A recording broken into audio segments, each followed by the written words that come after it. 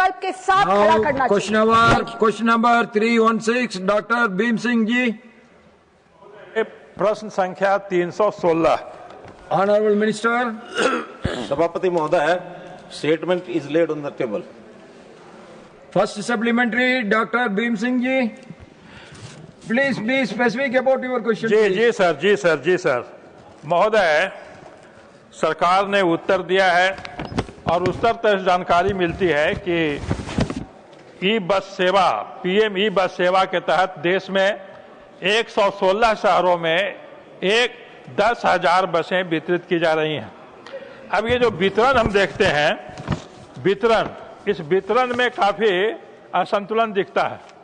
उत्तर प्रदेश में 1450 बस, महाराष्ट्र में 1350 बस, आंध्र प्रदेश में 650 बस, कर्नाटक में 750 बस, गुजरात में 750 बस, मध्य प्रदेश में 550 बस, राजस्थान में 500 बस। परंतु बिहार, जो कि बड़ा राज्य है और जहां देश की आबादी का 9% आबादी वास करती है, अब बस में तो जनता चलती है, तो आबादी का ऐसा ख्याल रखना चाहिए था, लेकिन बिहार में केवल 400 बसें ही दी गई हैं।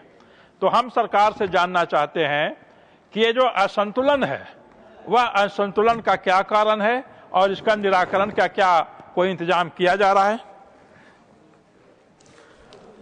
Honourable minister. सभापति महोदय, प्रधानमंत्री जी ने 16 अगस्त 2023 को इस पीएम ई बस सेवा का प्रारंभ किया था, घोषणा की थी, क्योंकि अर्बनाइजेशन बहुत बढ़ रहा है और शहरों की जो पहले ट्रांसपोर्ट प्रणाली है उसके अंदर वातावरण के अनुसार यानी प्रदूषण भी बहुत होता रहा है और जो लेवल है बसों का, सवारियों को सुविधा है, वो भी बहुत कम मिलती रही है। स्टेट्स अपनी ओर से इसके अंदर पर्याप्त मात्रा में जो सुविधा देनी चाहिए वो दे नहीं सकते थे, तो इसलिए इस पीएम ई बस सेवा के अंतर्गत 3 लाख से ऊपर की आबादी और 40 लाख तक की आबादी के शहरों को जोड़ा गया। कुल 10,000 बसों का और इसमें टारगेट रखा गया है। अलग अलग हिसाब से कहीं 50 बसें, कहीं 100 बसें, कहीं 100 से ऊपर, इस हिसाब से एक प्रकार बनाए गए थे। स्टेट्स को कहा गया था कि वो अपनी डिमांड के हिसाब से और वो डिमांड भेजेंगे और उसका एक सिलेक्शन का क्राइटेरिया बनाया गया है। उस क्राइटेरिया में कमेटीज बनाई गई और उन कमेटीज के माध्यम से उसको एलिजिबिलिटी क्राइटेरिया के अंदर जो अनेबिलिटी है उस अनेबिलिटी के हिसाब से और बसों का सैंक्शन और मॉनिटरिंग ये सब किया गया। और उस मॉनिटरिंग सैंक्शन में कुल मिला के 116 शहर, 178 शहर एलिजिबल थे, 116 शहरों ने पार्टिसिपेट किया और जिनको 10,000 बसों की अलॉटमेंट ये हुई। अब जहां तक बिहार का विषय है, बिहार में विशेष रूप से 400 बसें, जैसा बताया हमारे सांसद महोदय ने कि 400 बसों की अलॉटमेंट हुई है, जिसमें पटना में 75 बसें, दरभंगा में 25, भागलपुर 25, गया में 25, मुजफ्फरपुर में 25, पूर्णिया में 25, क्योंकि ये 6 ही शहरों ने उसमें क्वालिफाई किया है। तो क्वालिफाई करने के बाद उन शहरों की आबादी से के हिसाब से इसमें अलॉटमेंट हुई है। और 200 बसें ये जो मैंने बताई, ये 12 मीटर की बड़ी बसें हैं। इन्हीं शहरों में कुछ 9 मीटर की बसें भी, 200 बसें 9 मीटर की, तो ऐसे कुल 400 बसें और इसके अंदर सैंक्शन की गई हैं। अब ये 400 बसों का जो आगे का कार्यक्रम है, जिसके अंदर टेंडर करना है स्टेट लेवल की कमेटी ने, और टेंडर के बाद उनको एक एग्रीमेंट करना है कंपनियों के साथ। उस एग्रीमेंट के करने के बाद हम यहाँ से जो सहायता देते हैं वो सहायता उसके अंदर दी जाएगी, निश्चित रूप से दी जाएगी। लेकिन इनके यहाँ डिले बहुत हो रहा है। इन्होंने जैसे पीएम ई बस सेवा का जो किलोमीटर के हिसाब से जो उसका टेंडर आता है, उस टेंडर के कीमत के हिसाब से वहां की स्टेट कमेटी इसको तय करती है। इन्होंने जो उसकी वहां पर टेंडर आया है 9 मीटर की बस का और 12 मीटर की बस का, उन्होंने कहा कि हाई रेट्स हैं, इसलिए उस टेंडर को ही कैंसिल कर दिया है। तो इस प्रकार से जो चीज कंपटीशन में टेंडर आएंगे उसमें स्टेट अपने एस्टीमेट तो बना सकता है, लेकिन एस्टीमेट के बनाने के बाद उनको ट्रेंडिंग तो कंपनियों से ही करनी होगी। जो कंपनी बस चलाएगी उसकी वायबिलिटी किस प्रकार से है, उसकी कीमत कितनी होगी, उसका पर किलोमीटर कितना आएगा, ये सब स्टेट के ही यानी कमेटी ने उसको अप्रूव करना है, बसें खरीदी जाएंगी। इसके बाद हमारा जो उसके अंदर बजट का जो फंडिंग है, उस फंडिंग में पर किलोमीटर के हिसाब से उनको जो पैसे दिए जाते हैं, 24 रुपया पर किलोमीटर स्टैंडर्ड बस जो 12 मीटर की है, ऐसे ही 9 मीटर की बस के लिए 22 रुपया पर, यानी मिड्डी बसेज उनको 22 रुपया पर किलोमीटर दिया जाएगा। 7 मीटर लंबी जो बस है उसमें 20 रुपया पर किलोमीटर दिया जाएगा। केंद्र की ओर से सहायता वो तय है, लेकिन बाद में निर्णय प्रदेश को करना है। प्रदेश के लोग जब निर्णय में ढिलाई बरतते हैं तो उस नाते से वो चीजें डिले होती हैं। ऐसा ही बिहार के अंदर हो रहा है। बिहार सरकार अगर कमेटी अपनी बना करके इसको आगे बढ़ाएगी तो निश्चित रूप से हम इन बसों को समय पर दे पाएंगे। आगे की आवश्यकता के लिए भी नई योजना जो प्रधानमंत्री जी ने घोषणा कर दी है उसमें और नई बसें भी दी जा सकेंगी। Second supplementary doctor Bhim Singh जी।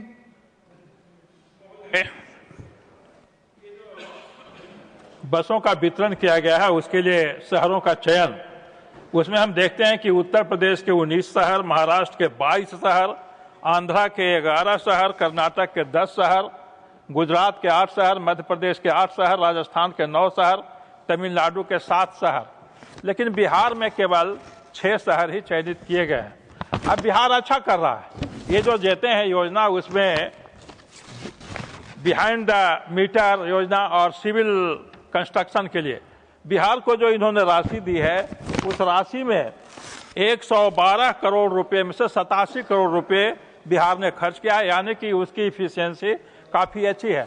हम सरकार से जानना चाहते हैं कि बिहार की आबादी को देखते हुए, उसकी आवश्यकता को देखते हुए, ये जो 6 शहर हैं, 6 शहर प्रमंडलीय मुख्यालय हैं, बचे हुए 3 प्रमंडलीय मुख्यालय जो छपरा है, मुंगेर है, सहरसा है, ये 3 प्रमंडलीय मुख्यालय और एक नालंदा बिहार शरीफ जिससे राजगीर जुड़ा हुआ है, जो अंतर्राष्ट्रीय शहर है, अंतर्राष्ट्रीय स्थल है।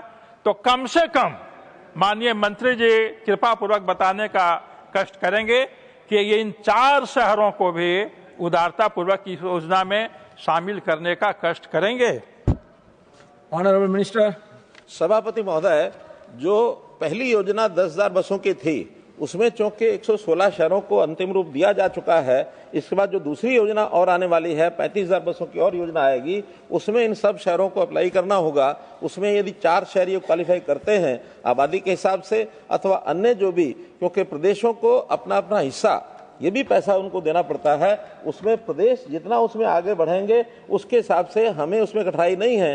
ज़्यादा से ज़्यादा शहरों में हम ये सुविधा देना चाहते हैं। सभी शहरों में एक प्रकार से ये एनवायरमेंटल दृष्टि से भी हमारा ई बसेस का प्रचलन ज्यादा से ज्यादा हो, वो हम करेंगे, निश्चित रूप से करेंगे। थर्ड सप्लीमेंट्री श्रीमान आरपीएन सिंह जी। मैं माननीय मंत्री जी से, उन्होंने बिहार के बारे में लिखित उत्तर तो दे दिया है। मैं मंत्री जी से अर्बन मोबिलिटी के बारे में जानना चाहता हूं, क्योंकि एक बहुत बड़ी चिंता इस देश की अर्बन मोबिलिटी और पब्लिक ट्रांसपोर्ट की है।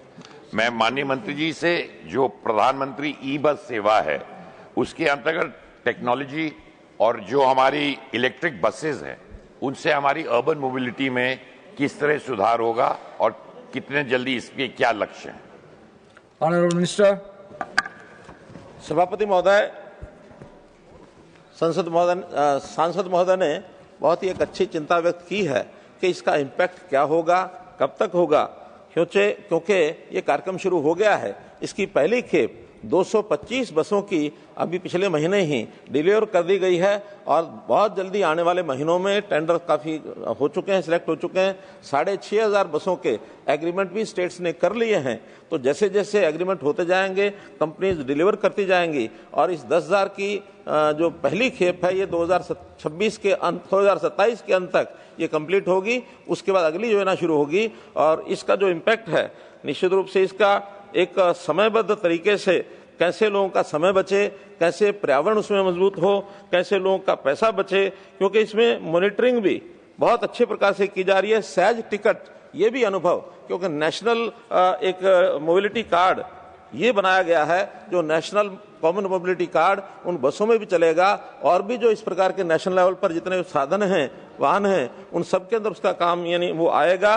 तो एक इंफ्रास्ट्रक्चर देश भर के लिए बना दिया गया है। टियर 2, टियर 3 के शहरों का सबसे ज्यादा लाभ इसमें होने वाला है। Fourth supplementary Shriman Sanjay Yadav ji. Sir, Bihar is one of the least urbanised state in the country. हाल के अनुमानों के अनुसार बिहार की लगभग 11% से लेकर 15-16% तक ही शहरी आबादी है, जो कि राष्ट्रीय औसत से अत्यधिक कम है। जैसा कि माननीय मंत्री जानते हैं, बिहार में 261 यूएलबीज है, अर्बन लोकल बॉडीज, और उसमें यथार्थ यह है माननीय मंत्री महोदय जी कि उस 261 में से भी जो अर्बन लोकल बॉडीज है बिहार की, उनमें से 50% जो उनका क्षेत्र है, वो एरिया है, वो अभी भी रूरल है। यानी बिहार की 261 अर्बन लोकल बॉडीज में से 50% एरिया ऐसा है जहां लोग खेती करते हैं। वो ऑन पेपर्स तो यूएलबीज बन गई हैं, ग्राम पंचायत से नगर पंचायत, नगर पंचायत से नगर परिषद और कुछ नगर निगम भी। मेरा आपसे संक्षेप में यही प्रश्न है महोदय, मैं उसी पे आ रहा हूं कि बिहार के शहरों में, अधिकांश शहरों में जल जमाव और जल निकासी एक अत्यधिक गंभीर समस्या है। आप बिहार के कोई भी शहर, जिन शहरों के 6 शहरों का आपने नाम लिया जहां आपने ई बसेज भी चलाई हैं, वहां जल जमाव एक बहुत बड़ी समस्या है। और इसके अलावा वहां ट्रैफिक मैनेजमेंट भी, वेस्ट मैनेजमेंट के अलावा स्वच्छ पेयजल आपूर्ति भी, और जो जब शहरीकरण की हम बात करते हैं तो जो झुग्गी झोपड़ी में रहने वाले उनके पुनर्वास की भी एक समस्या है। मेरा संक्षेप में प्रश्न यह है कि आपकी क्या भारत सरकार, आपका शहरी विकास मंत्रालय भविष्य की जनसंख्या, आवश्यकता और आर्थिक गतिविधियों को देखते हुए बिहार में कोई सैटेलाइट अथवा ग्रीनफील्ड टाउनशिप विकसित करने का इरादा रखती है क्या? Honourable minister. सभापति महोदय, संबंधित प्रश्न के साथ तो बहुत थोड़ा सा विषय जुड़ा हुआ है, बाकी तो इन्होंने बिहार की अपनी एक पूरी लंबा चौड़ा विषय रखा है। ये ठीक है, सारे विषय में अर्बन लोकल बॉडीज का और हमारे अर्बन डेवलपमेंट महुआ का बहुत बड़ा एक भाग उसमें आता है, लेकिन आज के प्रश्न के साथ जुड़ा हुआ नहीं है। आज के प्रश्न के साथ तो इतना ही विषय है कि बहुत सी नई नगर पालिकाएं जिसमें ग्रामीण क्षेत्र आ गया वो नई बनाई गई हैं, लेकिन इस स्कीम की कंडीशन है कि ये 3 लाख की आबादी से ऊपर ही लागू होती है, क्योंकि अगर बसों का इस प्रकार बड़ी रचना अगर छोटे शहरों में दी जाएगी तो वो अनवायबल होगी। उस अनवायबिलिटी के कारण से हमको मालूम है कि पहले भी एक स्कीम यूआरएम के अंतर्गत कैपेक्स का पैसा लगा करके बनाई गई थी, लेकिन वो भी चूंकि उस स्कीम की बहुत बड़ा फ्लॉ यही था कि पूरा जो यूज है बसों का वो हुआ नहीं, और वो बसें आखिर घाटे का सौदा होकर के बंद पड़ी और बहुत प्रदेशों में फेलियर हुआ। वो फेलियर ना हो इसलिए कम से कम 3 लाख की आबादी जरूर चाहिए। 3 लाख की आबादी के ऊपर का शहर होगा, फिर वो विधिवत उनको जो ऑफर जाएगी उसमें अप्लाई करेंगे। अप्लाई करने के बाद स्टेट की ओर से जो विषय आएगा, कोऑर्डिनेशन कमेटी उसके अंदर क्लियर करेगी। जो एलिजिबल शहर होंगे उनको अभी के वर्तमान योजना के बाद नई जो योजना आएगी उसमें निश्चित रूप से कंसीडर किया जाएगा, ये मैं पहले ही बता चुका हूँ। फिफ्थ सप्लीमेंट्री श्रीमान अशोक राव शंकर राव चौहान जी। मैं मंत्री जी का आभारी हूं कि इन्होंने 35,000 बसेस की सेकेंड फेज का अनाउंसमेंट आज यहां पर सदन में किया। अध्यक्ष जी, कोई भी सिटी की जो लाइफलाइन है, उस शहर की पब्लिक ट्रांसपोर्ट सिस्टम है, जितना पब्लिक ट्रांसपोर्ट इफेक्टिव होगा लोगों के लिए उतनी सुविधा होती है। सभापति जी, इससे पहले जो हमारी बस सेवाएं कई शहरों में है, वो पेट्रोल और डीजल की कीमतों की वजह से वायबल नहीं होती थी, दिक्कत होती थी, और हमारी लोकल अर्बन बॉडीज जो है, अर्बन लोकल बॉडीज जो है, वो उसका खर्चा उठा नहीं पाती, इसलिए सिस्टम नहीं बन पाती थी। मैं प्रधानमंत्री जी का आभारी हूं कि उन्होंने देश में पहले 10,000 बसों का प्रावधान किया, अभी 35,000 बसेस का सेकंड फेज आपने अनाउंस किया है। मेरी यही विनती रहेगी माननीय मंत्री जी से, क्या सेकंड फेज में जब आप 35,000 बसें देने वाले हैं, महाराष्ट्र के 2 टायर और 3 टायर सिटीज के बारे में अलग से विचार करें, क्योंकि बड़े शहरों में कॉर्पोरेशंस के पास काफी पैसा होता है, वो अफोर्ड कर सकते हैं, और ये बसेस का फायदा इतना है कि पोल्यूशन नहीं है, सस्ती दामों में काम हो जाता है और वायबल भी हो जाता है, और जो छोटी कॉर्पोरेशन है उसके लिए अलग से मदद करने की जरूरत है। तो क्या आप जब तय करोगे तो 2 टायर और 3 टायर सिटीज जो महाराष्ट्र की है उसके बारे में अलग से विचार करेंगे क्या? ये मेरा सवाल आपसे। Honourable minister. सभापति महोदय, वैसे तो दूसरी जो स्कीम है उसके भी मॉडलिटीज बननी है, वो सब जानकारियां दी जाएंगी। उसके अंदर ये ठीक है कि जो भी कुछ यानी रिफॉर्म्स किए जाएंगे, पहली स्कीम में नई गाइडलाइंस बनाई जाएंगी, वो सारे देश भर के लिए एक जैसी होंगी, प्रांत के अनुसार उसमें संभव नहीं होता बनाना, इसलिए उस सारे को करते हुए फिर भी जो सुझाव आते हैं उसके हिसाब से रिफॉर्म हम करते ही हैं। पहले वाली स्कीम में भी कुछ हमने रिफॉर्म किए, और उस रिफॉर्म के हिसाब से जैसे उसके अंदर कुछ नए शहर जो उसके आबादी के हिसाब से जो पहली बार रह गए थे, जिन्होंने बाद में उसको रिप्रेजेंट किया, उसके हिसाब से 8 नए शहर बाद में जोड़े गए थे, जिसमें गांधीधाम है, नवसारी है, देवास है, सतना है, संबलपुर है, एसएस नगर है, सीकर है, अयोध्या है। इसके अंदर क्लस्टर ऑफ सिटीज, ये कंसेप्ट भी हम लेकर के आए थे कि यदि 2 या 2 से अधिक शहर एक साथ हैं, एडजॉइनिंग है, तो उनको मिलाकर के भी अगर उनकी आबादी कंबाइन होकर के इस लिमिट पर आ जाती है तो उनको भी बसें दी जा सकती हैं। जैसे एसएस नगर, ये इसके अंदर, क्योंकि मोहाली, पंचकुला, चंडीगढ़, जीरकपुर, ये क्लस्टर बना करके उसमें हमने इसका अध्ययन करके इसमें सैंक्शन किया। ऐसे ही कुछ कैपिटल इक्विवेलेंट सिटीज हैं, जैसे शिमला हिमाचल प्रदेश की राजधानी है, दूसरी राजधानी वहाँ धर्मशाला बनी, उन्होंने उसकी मांग की तो वो भी कैपिटल के बराबर मान करके उसमें भी हमने सैंक्शन किया। तो ऐसे जो नए सुझाव आते हैं, समय समय रिफॉर्म्स हम करते हैं। नई स्कीम के गाइडलाइंस क्या होंगी, उसमें जो शहर फिर भी अगर कोई नहीं आते होंगे तो सुझाव लेकर के उसके ऊपर विचार किया जाएगा। Now question number 317, श्रीमान उज्जवल देवराव निगम जी। Number 317, sir. Honorable Minister. Sir, statement is laid on the table. So first supplementary, श्रीमान उज्जवल देवराव निगम जी। Thank you, sir. Honorable Minister, in his reply, has highlighted the broad objectives and the incentives under Amrut and Amrut 2. Will you enlighten us, Honorable Minister, that what steps the government has taken towards the comprehensive planning and addressing the issue of untreated sewage polluting rivers? Honorable Minister. अध्यक्ष महोदय, जो भी untreated sewerage की बात की गई है उसके अंदर बहुत सी योजनाएं हमने बनाई हैं और उन योजना में जो इम्पैक्ट आया है वो बहुत एक अच्छा एक इम्पैक्ट भी आया है। मैं कह सकता हूं कि सार्वजनिक तौर पर स्वास्थ्य की दृष्टि से आर्थिक लाभ ये भी सब हुए हैं और उसमें घरों के अंदर नल से जल इस प्रकार की व्यवस्था, टेप वाटर की व्यवस्था भी हमने की है और उसके माध्यम से जो कुछ लाभ हुए हैं, WHO की एक रिपोर्ट भी है, उस रिपोर्ट में भी ये बताया गया है कि देश में लगभग 4 लाख मौतों को इस योजना के अंतर्गत रोका गया है और रोका जा सकता है। इसमें 14 million disability adjusted life years, इनको भी बचाया जा सकता है। इसके ऊपर हम काम कर रहे हैं। $101 बिलियन का आर्थिक लाभ इन सारी योजनाओं से आगे असेसमेंट की जा रही है, तो ये सारा लाभ हमको हुआ है। तो इस प्रकार से टाइम की भी जो है बचत ये इसके अंदर हुई है।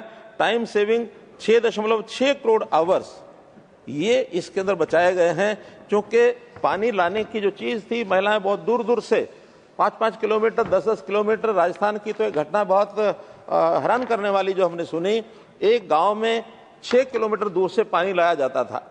घर की महिला जाती हैं, साथ में बच्चे भी चले जाते हैं, तो पानी लेकर के वापस आते हैं। जैसे ही वहां जल से कनेक्शन होकर के और पानी आने का दिन था, उस दिन वहां बहुत एक मेला लगाया गया और उस मेले में लोगों ने खुशी खुशी नाच गाने किए और एक बेटी छोटी वो दूर खड़ी हुई, चिल्ला भी रही थी, हंस भी रही थी, रो भी रही थी, कूद भी रही थी।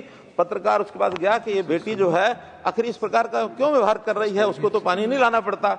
जाके पूछा तो बेटी कहती है, आज मैं प्रसन्न इसलिए हूं कि मुझे पानी लाने के लिए अपनी माँ के साथ जाना पड़ता था, 6 किलोमीटर जाना, 6 किलोमीटर आना, मेरा स्कूल मिस हो जाता था, अब पानी आ गया है तो अपने स्कूल में चली जाऊंगी। तो ऐसे अतिरिक्त लाभ, शिक्षा जैसे लाभ भी इस पानी के कारण से हुए हैं।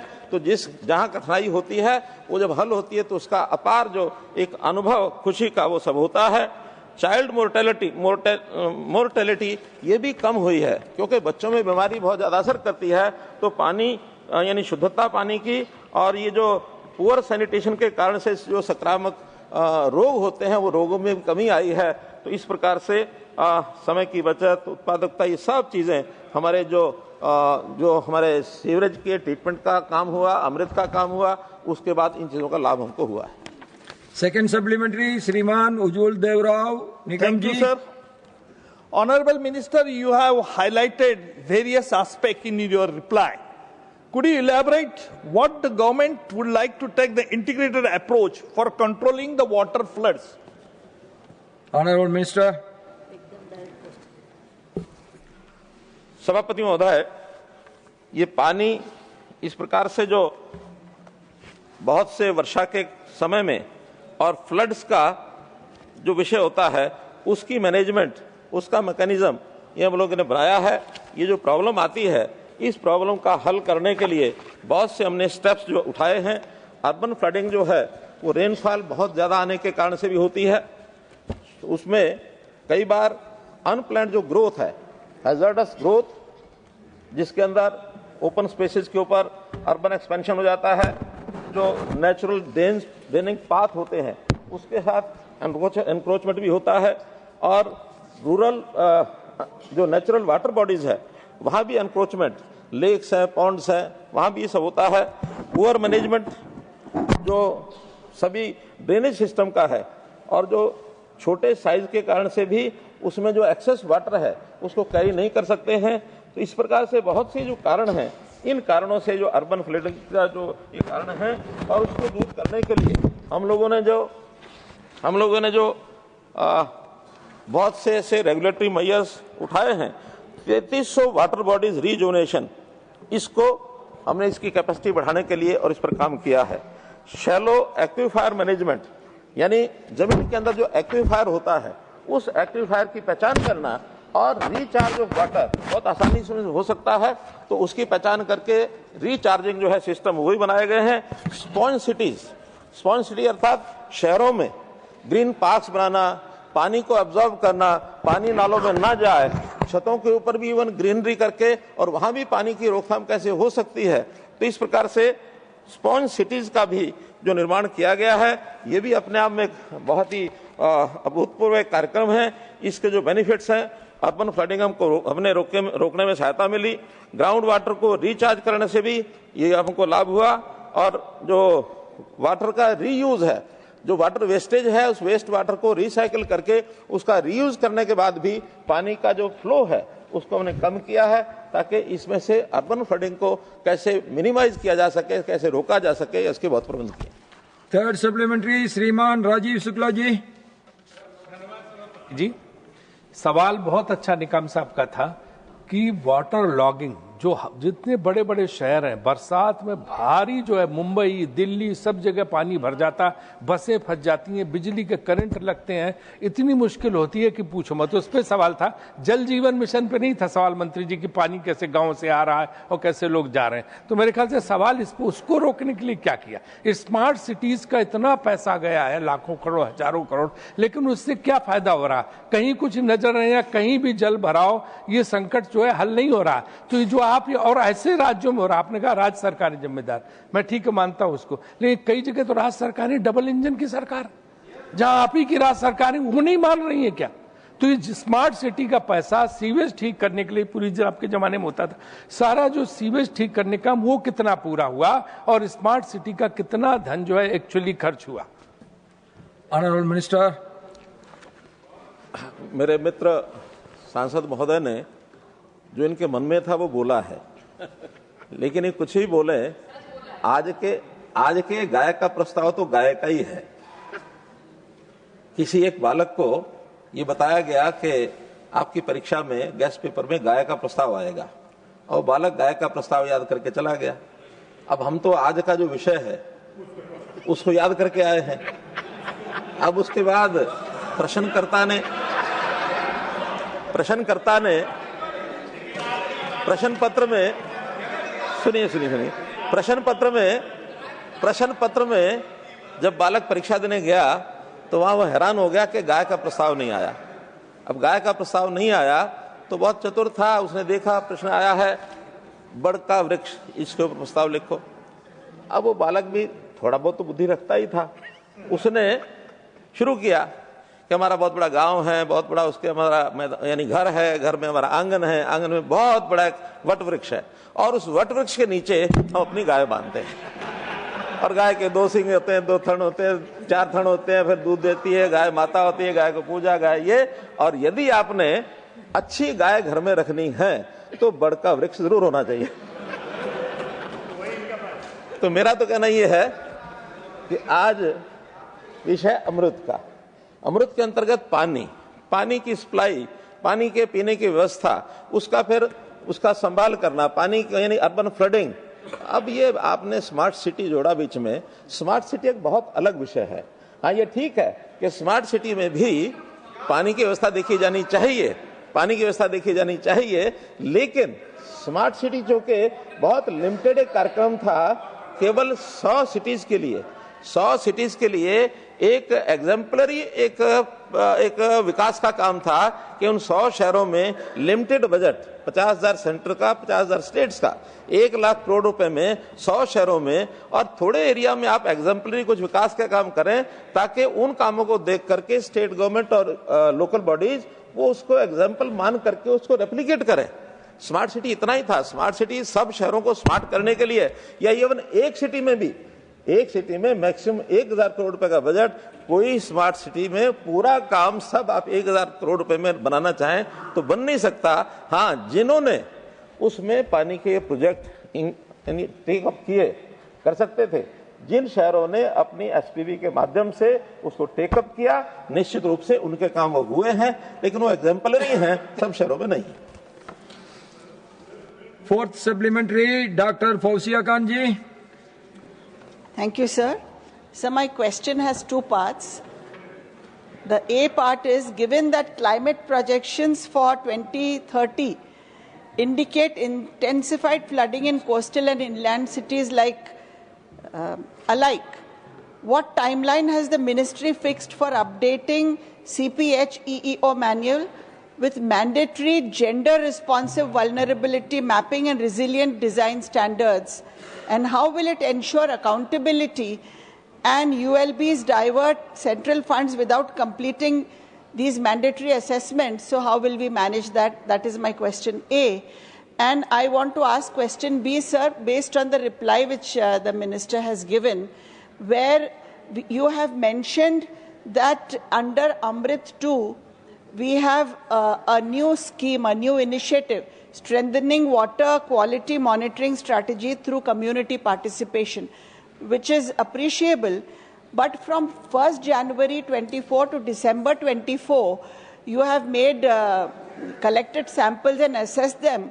Out of 22,45,200 samples tested at household levels, these samples, out of the samples you tested, 22,45,200 at household level tested positive, sir, for E. coli, for arsenic, for fluoride.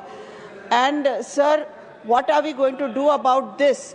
Because in Tier 2 cities, we have seen that in the drains, because of water shortage, people open the pipes to take water, and the gutter water, the water that flows from the septic tanks, it goes into the drinking water, sir, and it creates great health risks. So what will the government do about that? Honorable Minister. सभापति महोदय, कोई गाय का प्रस्ताव या कोई गाय का प्रस्ताव याद करके आता है, कोई भैंस का करके आता है, कोई ऊंट का करके आता है, अपना अपना प्रस्ताव सब बोलते हैं। मैंने एक ही बात इसे बतानी है, एक ही बात बतानी है कि ये सारे इश्यूज वैसे तो स्टेट गवर्नमेंट से जुड़े होते हैं, अर्बन लोकल बॉडी से जुड़े होते हैं। हम लोग गाइडलाइंस देते हैं, स्कीम्स बनाते हैं, उसमें सहायता करते हैं और उस सहायता में नई टेक्नोलॉजी भी देते हैं, ताकि गंभीर विषय है, सेंटर की ओर से जितनी ज्यादा सहायता की जा सके करते हैं।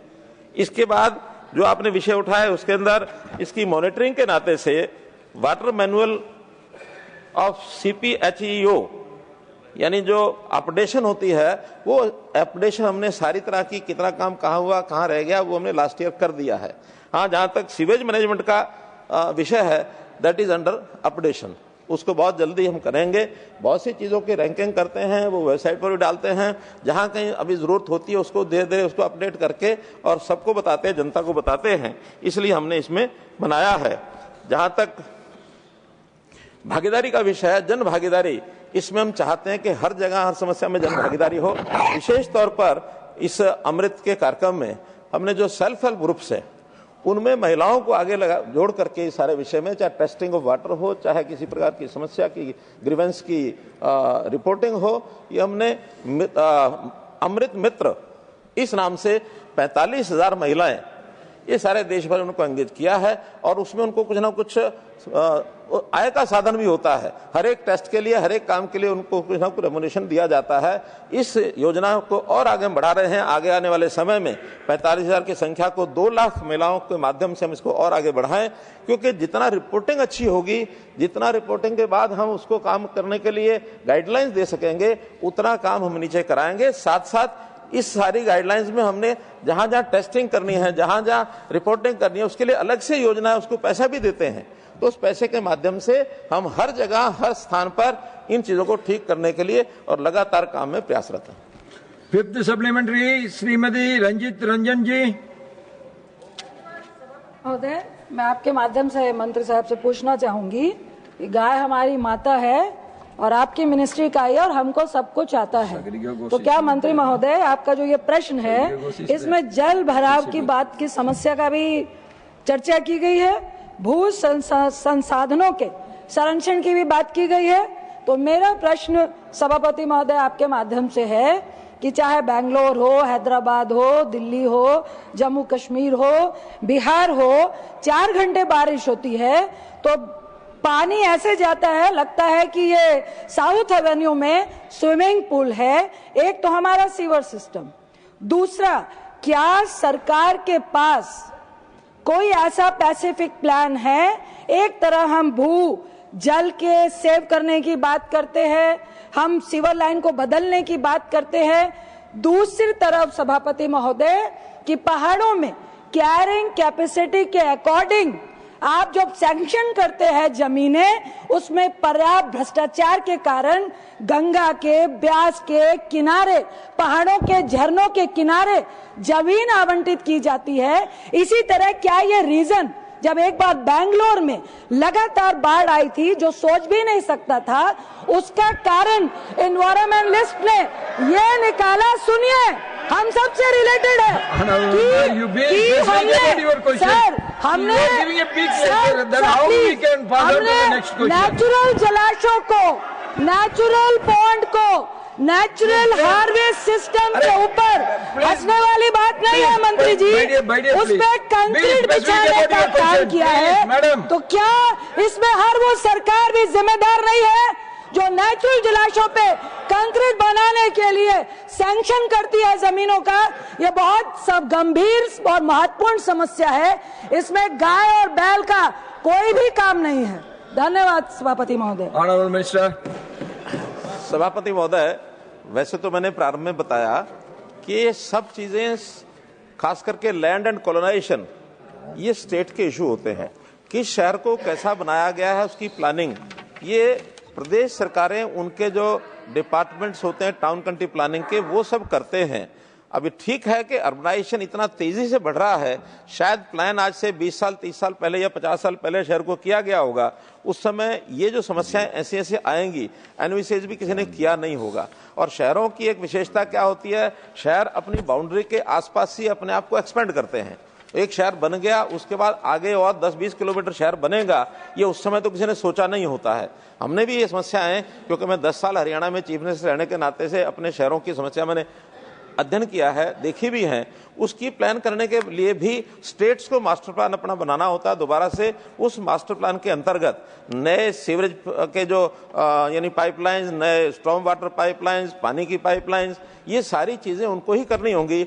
एनक्रोचमेंट जो मैंने पहले बताया वो भी पर्याप्त मात्रा में होती हैं, तो एनक्रोचमेंट के कारण से भी ये समस्याएं आती हैं। Ultimately administration of local bodies, administrative of planning department, administration of state government, ये जितना चुस्त होंगे, जितना आगे बढ़ेंगे, उतनी है, चाहे वाटर लॉगिंग हो, चाहे 2 घंटे 4 घंटे की बारिश। अब 4 घंटे की बारिश होती है, बारिश भी एक समय ऐसा होता था बहुत नॉर्मल होती थी, आज बारिश का भी भरोसा नहीं है। ये मार्च में भी ऐसी बारिश आएगी, कहीं मोला पड़ेगा, कहीं बारिश आएगी, कहीं सूखा पड़ेगा, कहीं सर्दी है, कहीं गर्मी है। मार्च के महीने में, आज मैं एक वीडियो सुन रहा था, इस मार्च के महीने में इतने उतार चढ़ाव आ गए, आज बर्फ पड़ गई पहाड़ पर, वर्षा खूब हो रही है, ओले हो रहे, किसान को भी नुकसान हो रहा। तो ऐसे ये जो वार्म अप है, ग्लोबल वार्मिंग, इस ग्लोबल वार्मिंग, क्योंकि पावर डिपार्टमेंट में इसका भी हम अध्ययन करते हैं, लगातार ये बढ़ रहा है। 2023 का वर्ष ये दुनिया का सबसे ज्यादा यानी एक प्रकार से ग्लोबल वार्मिंग का हाईएस्ट टेम्परेचर का जो एवरेज टेम्परेचर है उसका साल रहा है। इस पर भी हमको काम करना होगा, सबके मिलकर सोचना होगा। तो ये समस्याएं बहुत हैं, इसमें हल निकालने के लिए सब मिल बैठ कर निकालेंगे। वाटर लॉगिंग ये माना जा रहा है आज के जहां कहीं वर्षा होती है, अगर 2 घंटे के अंदर पानी निकल जाए वहां से तो उसको बहुत ज्यादा वाटर लॉगिंग का हमको मानना नहीं होगा, क्योंकि वर्षा इतनी आई, पैसेज कम है, हमारी ड्रेनेज की कैपेसिटी नहीं है। हमारा गुरुग्राम दिल्ली देखते हैं कि ये नजफगढ़ रेन फुल हो जाती है, आगे दिल्ली में भर जाता है, यमुना भरती है, तो पानी निकल ही नहीं पाता है। तो इसलिए जो स्लो वाटर यानी फ्लो ऑफ वाटर उसकी रेगुलरिटी ऐसी है कि 2 घंटे में पानी निकलता है, तो उसको हम कोई बहुत बड़ा फ्लडिंग का कारण मानते नहीं है। बड़े बड़े शहरों में सब जगह, कोई शहर बड़ा, बॉम्बे हो चाहे उसमें बेंगलोर हो, उसमें दिल्ली हो, गुरुग्राम हो, सब शहरों में ये विषय आता है। लेकिन इसका समस्या का समाधान ये नहीं है कि अर्बन लोकल बॉडीज आज यानी कोई समस्या आ गई कल इसका हल निकलेगा। लंबी प्लानिंग के हिसाब से निकलता है, इसमें वर्षों वर्ष लगते हैं। अब नई प्लानिंग में नए शहर इस ढंग से बनाए जाएं ताकि उसके अंदर नए ये समस्याएं न खड़ी हों, ऐसा हम पूरा ध्यान रखे हुए हैं। Now question number 318 Shrimati Sagarika Ghosh ji. Honourable minister. एक विवरण सभा पटल पर रखा हुआ है। First supplementary Shrimati Sagarika Ghosh ji. 89% of India's 600 thermal power units have been exempted from installing flue gas desulfurization or FDG systems, effectively allowing unchecked, highly toxic sulfur dioxide emissions. Sulfur dioxide emissions are acidifying water bodies, destroying aquatic life, and choking cities with lethal smog. Does the government accept that this decision of exempting thermal power units from installing FDG system is worsening air pollution, damaging water bodies, and endangering public health? How does the minister justify this large-scale regulatory dilution? And is it a case of the profits of industry outweighing the fundamental rights of citizens to clean air and clean water? Honorable Minister. अध्यक्ष महोदय, सबसे पहले मैं माननीय सदस्य द्वारा उठाए गए इस महत्वपूर्ण और समयोचित प्रश्न के लिए उनका आभार व्यक्त करता हूं। विशेष रूप से कल हमने 22 मार्च को विश्व जल दिवस मनाया गया और इस परिप्रेक्ष्य में यह विषय और अधिक प्रासंगिक होता है। माननीय सदस्य ने जो प्रश्न पूछा है वो प्रश्न अलग था ग्राउंड वाटर के बारे में, और आज अभी जो प्रश्न माननीय सदस्य ने पूछा है वो इस प्रश्न से संबंधित नहीं है, तो भी कुछ इसके लिए जो कुछ इंफॉर्मेशन है मैं आपको पहुंचा दूंगा।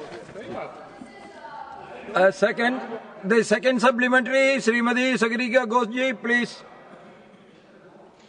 Sir, 6 thermal power plants across Punjab, Haryana and Uttar Pradesh have openly failed to comply with the mandatory 5% biomass co-firing requirement even after incurring 62 crore in penalties under the Commission for Air Quality Management notices.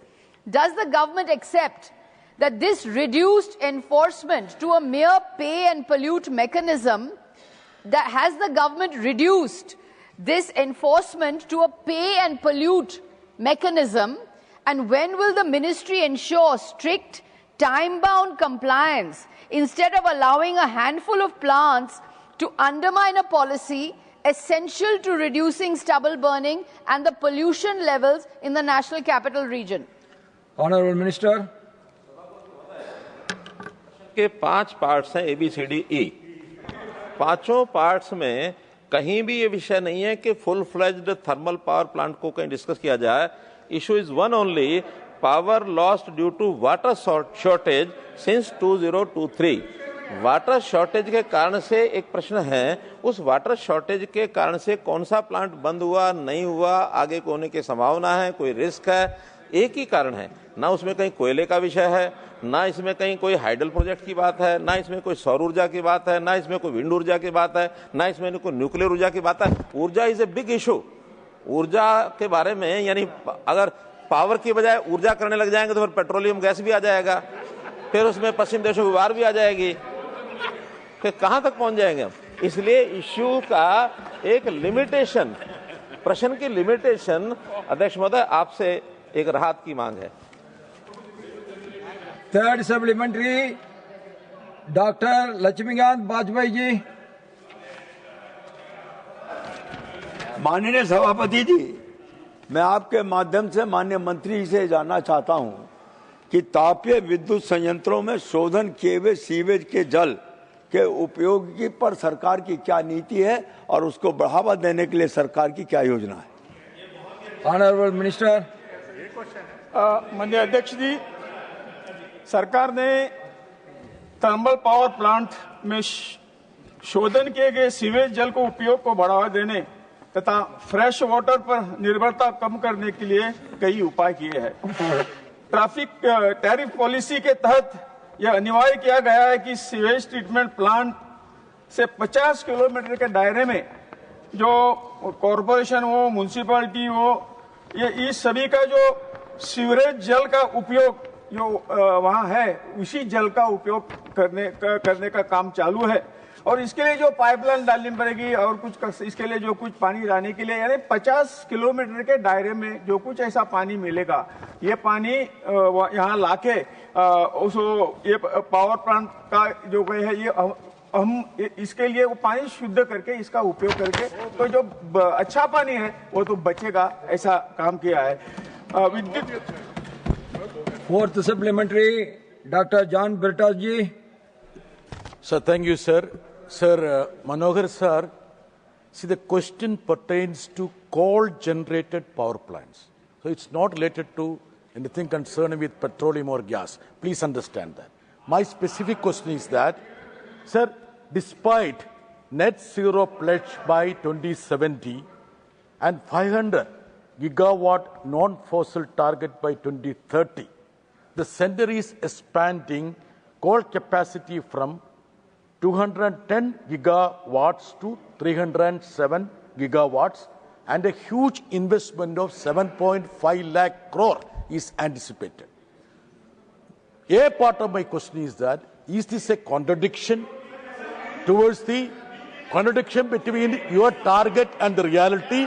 And second, B part is that India being world's second largest importer of thermal coal, India still relies on coal for 3/4 of its electricity generation.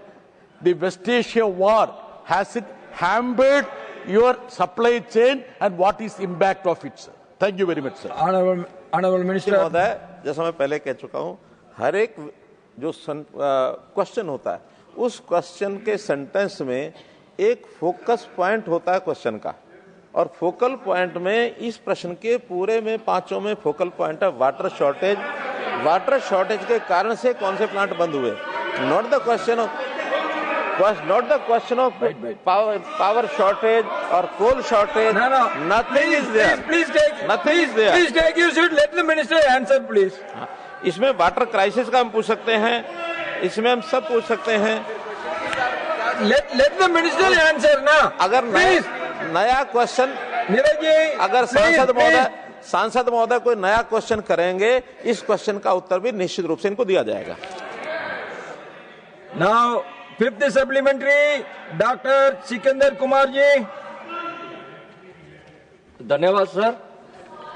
मैं आपके माध्यम से माननीय मंत्री जी से ये पूछना चाहता हूं कि थर्मल पावर प्लांट्स में जल खपत कम करने के लिए बिजली उत्पादन कंपनियों द्वारा कौन कौन से उपाय अपनाए जा रहे हैं। साथ ही कोयला आधारित विद्युत संयंत्रों में एयर कूल्ड कंडेंसर के उपयोग से कितनी जल बचत संभव है। धन्यवाद। Honourable minister. अध्यक्ष जी, विड्डा जी प्लीज। थर्मल पावर प्लांट में जल खपत करने के लिए बिजली उत्पादन जो कंपनियां हैं उन्होंने उपाय अपनाए हैं, और जिसमें अपशिष्ट जल का पुनर्चक्रण एवं पुनः उपयोग अर्थात recycling and reuse of waste water, cooling tower का अधिक दक्ष संचालन अर्थात operation of cooling tower at higher efficiency, high concentration slurry disposal एवं ड्राई फ्लाई ऐश प्रणालियों का उपयोग, ऐश वाटर रिकवरी सिस्टम की स्थापना, शून्य तरल अपशिष्ट का कार्यान्वयन अर्थात implementation of zero liquid discharge का जो ये है वो करने का, तथा शोधन किए गए सीवेज जल का उपयोग, जैसा मैंने कहा, इसमें शामिल है। जहां तक प्रश्न के दूसरे भाग का संबंध है, जो एयर कूल्ड कंडेंसर एसीसी में उपयोग से संबंधित जल संकट वाले क्षेत्रों में ड्राई कूलिंग तकनीक के रूप में एसीसी का उपयोग किया जा रहा है। इसमें पारंपरिक वेस्ट कूलिंग प्रणालियों की तुलना में जल की खपत में लगभग 80% कमी आती है। हाँ, हालांकि इसमें पूंजीगत लागत अधिक होती है तथा संयंत्र की दक्षता अर्थात पावर प्लांट एफिशिएंसी में कुछ मामूली कमी आती है, इसलिए ये काम भी 1-2 प्लांट में काम भी ऐसा शुरू हुआ है। नाउ क्वेश्चन नंबर 319 श्रीमान Arun Singh ji. Honourable minister, first supplementary श्रीमान अरुण सिंह जी।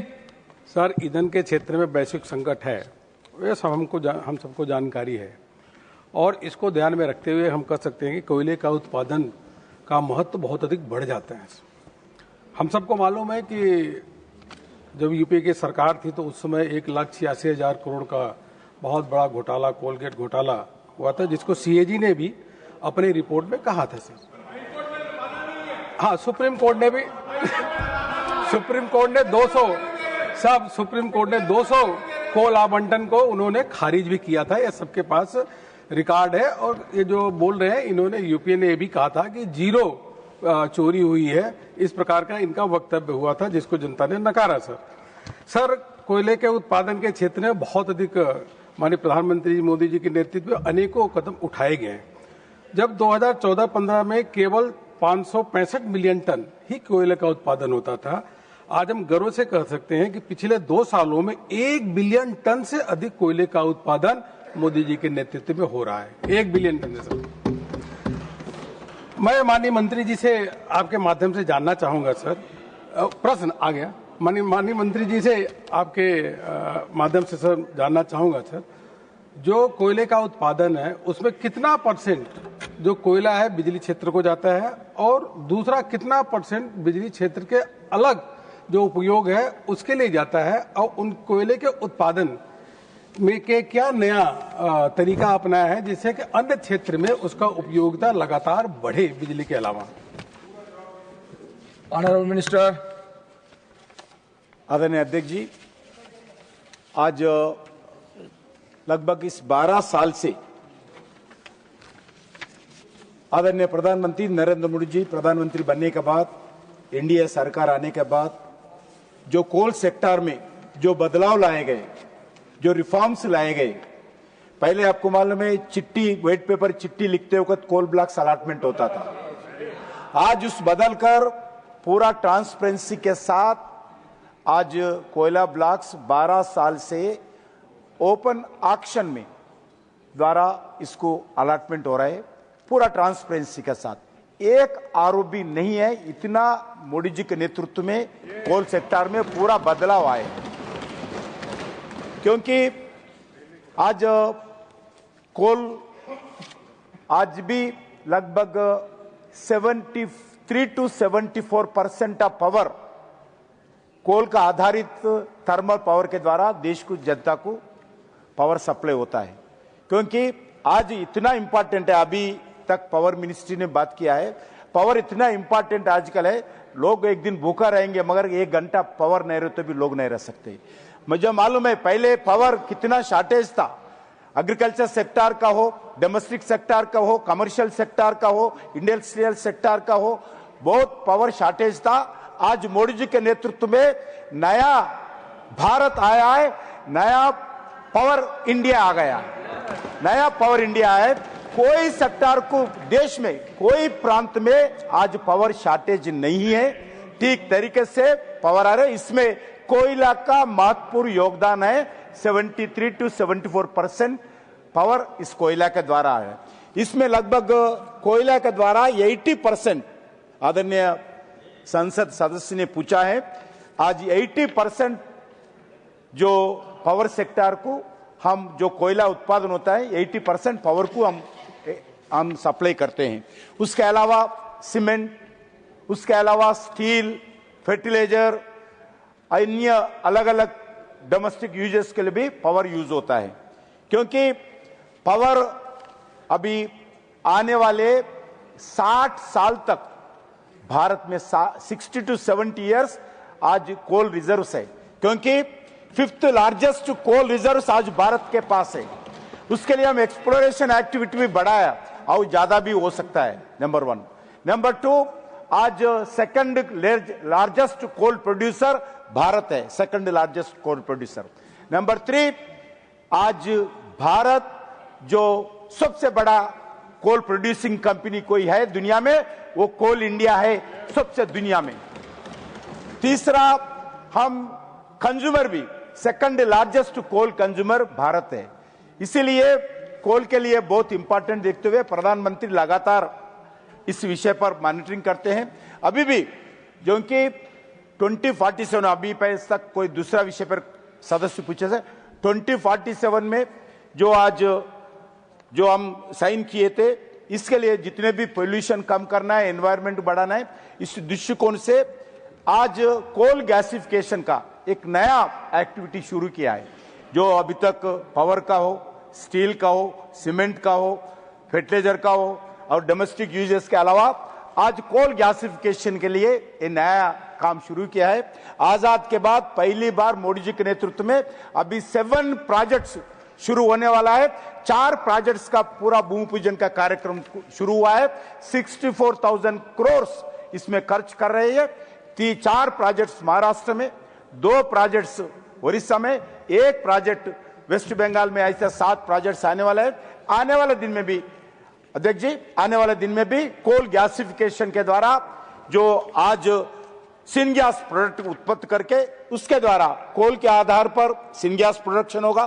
सिनगैस के द्वारा मिथेनॉल, अमोनिया, यूरिया, हाइड्रोजन जैसा synthetic natural gas, SNG, olefins, अन्य पेट्रोकेमिकल्स, लिक्विड फ्यूल्स जैसी जो आज इंपोर्ट डिपेंड है, लगभग 3 लाख करोड़ रुपए इंडिया ये इस प्रोडक्ट्स के लिए हम इंपोर्ट पे डिपेंड है। आज गैसिफिकेशन के द्वारा इंपोर्टेंट डिपेंडेंसी कम हो सकता है, फॉरेन एक्सचेंज रिजर्व कर सकते हैं, लोकल एम्प्लॉयमेंट बढ़ सकते हैं। ये आदरणीय प्रधानमंत्री जी का एक्शन प्लान है, जो विकसित भारत के लिए, जो आत्मनिर्भर भारत के लिए कोल गैसिफिकेशन का एक बड़ा मुद्दा ये आने वाले दिन में भारत के सामने है। इसमें भारत आगे बढ़ रही है। आने वाले दिन में इसमें जो इंसेंटिव्स का एक्टिविटी है, इंसेंटिव्स भी दे रहे हम। इस जो 7 प्रोजेक्ट्स में भारत सरकार के द्वारा इंसेंटिव दे रहे। आने वाले दिन में जितने भी कोल है पूरा उपयोग करना चाहिए। इसके लिए एमिशंस कम करना और पोल्यूशन कम करना, इसके लिए गैसिफिकेशन एकमात्र है। इसके लिए गैसिफिकेशन एक्टिविटी बढ़ाने के लिए प्रयास करें। सेकंड सप्लीमेंट्री श्रीमान अरुण सिंह जी। माननीय मंत्री जी ने बताया कि पर्ची के माध्यम से जब यूपीए की सरकार थी तो कोयले का आवंटन हुआ, और जब पर्ची के माध्यम से कोल का आवंटन हुआ बहुत बड़ा घोटाला हुआ और कोल माइंस बंद भी हो गई। मैं माननीय मंत्री जी से पूछना चाहूंगा कि जो कोल गेट घोटाला 1,86,000 करोड़ का, तो जब माननीय मंत्री जी से मैं पूछना चाहूंगा कि इतने बड़े पैमाने पे जब कोल माइंस बंद हो गई तो उस क्षेत्र में रहने वाले जो युवक हैं उनके लिए रोजगार के लिए क्या व्यवस्था किया, उसके साथ साथ उस क्षेत्र का संपूर्ण विकास हो, विकास के लिए कोई काम किया हो तो उसके बारे में बताएं। और पर्यावरण के दृष्टि से मैं माननीय मंत्री जी से विस्तृत में आपके माध्यम से जानकारी जानना चाहूंगा कि रोजगार हो, उस क्षेत्र का विकास हो या पर्यटन के क्षेत्र में क्या सरकार ने काम किया, माननीय मंत्री जी विस्तृत में बताएंगे तो अच्छा रहेगा। Honourable minister. ये बहुत महत्वपूर्ण प्रश्न है।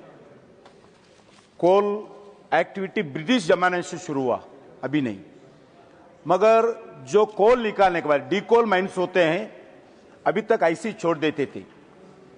अभी लगभग 143 कोल माइंस माइल निकालने के बाद छोड़ दिया है। गांव के लोग तकलीफ होते थे, एक्सीडेंट्स होते थे, कोई एनवायरमेंट का बैलेंस नहीं होता था।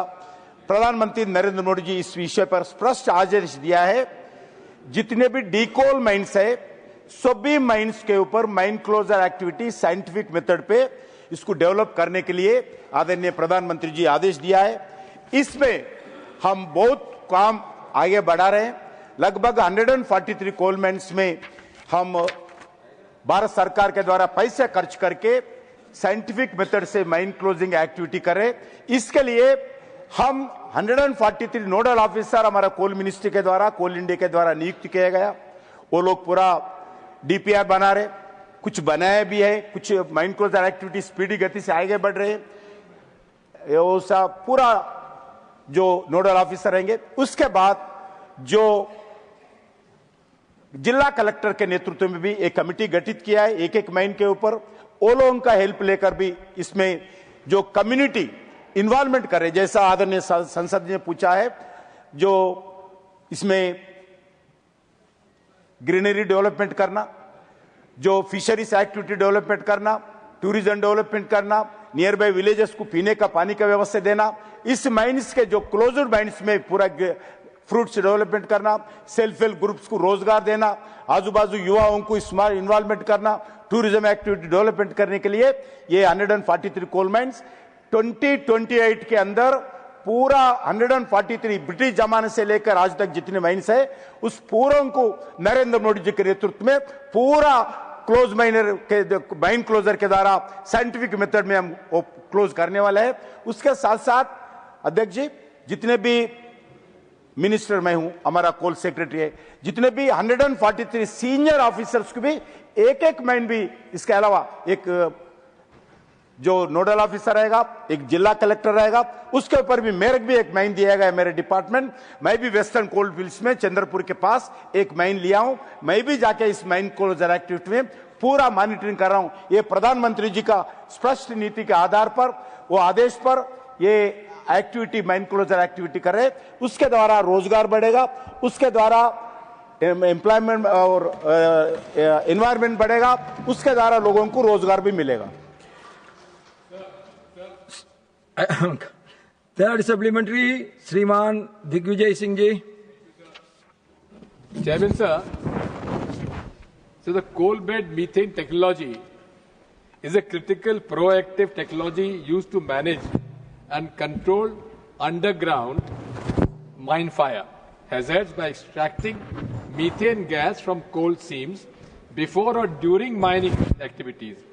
My question to Honorable Minister is, has this been tried in Jharia Master Plan or in any other coal fields, particularly the southeastern coal fields which cover the Madhya Pradesh, Shahdol, Umaria and Anuppur? Thank you, sir. Honorable Minister. आदरणीय अध्यक्ष जी, जो senior सदस्य दिग्विजय सिंह जी अच्छे प्रश्न पूछा है, क्योंकि जो दो तरह गैसिफिकेशन होता है, एक सरफेस गैसिफिकेशन होता है, दूसरा जैसा माननीय संसद जी पूछा है जो अंडरग्राउंड गैसिफिकेशन होता है। हम सरफेस गैसिफिकेशन में पूरा आगे बढ़े हैं, उसमें कोई प्रॉब्लम नहीं है, उसमें पूरा एनवायरमेंटल दृष्टिकोण से पूरे हम उसमें पूरा जो इनिशिएटिव लेना चाहिए, इनिशिएटिव लेते हुए इस एक्टिविटी को आगे ले जा रहे हैं। इसका प्रोडक्शन 2028 में भी 29 में भी शुरू होने वाला है। जो अंडरग्राउंड गैसिफिकेशन का है, इसमें बहुत कुछ दुनिया भर में स्टडीज हो रहे हैं, हम भी स्टडीज किया है, भारत सरकार के द्वारा भी स्टडीज किया है, और हमारा टीम्स अलग अलग देशों के जाकर जो अंडरग्राउंड गैसिफिकेशन है वो स्टडी करके जो मिथेनॉल के द्वारा जो पोल्यूशन न हो,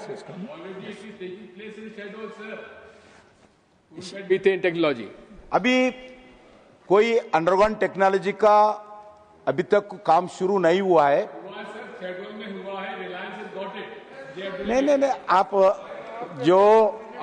मैं मंत्री हूं, आप नहीं है। अभी तक सुनिए, अभी तक इसमें मेरा बात सुनिए ना अध्यक्ष जी, मेरा रक्षा देना चाहिए, ऐसा सीनियर सदस्य है, मैं जूनियर हूं। सुनिए थोड़ा सुनिए अध्यक्ष जी, अभी तक अलग अलग देशों के जाकर टेक्नोलॉजी, अलग अलग देश जर्मनी, चाइना ऐसे देशों से टेक्नोलॉजी लाकर कुछ कंपनीज कर रहे, जैसा कंपनी का नाम लिया है, वो डोमेस्टिक टेक्नोलॉजी के द्वारा वो करना चाहते हैं, वो प्रोसेस में है। अभी कोई अलॉटमेंट नहीं हुआ है अभी तक। कोई कंपनी को अंडरग्राउंड गैसिफिकेशन का कोल ब्लॉक अभी तक अलॉटमेंट नहीं हुआ है, अभी उसका प्रोसेस चल रहा है।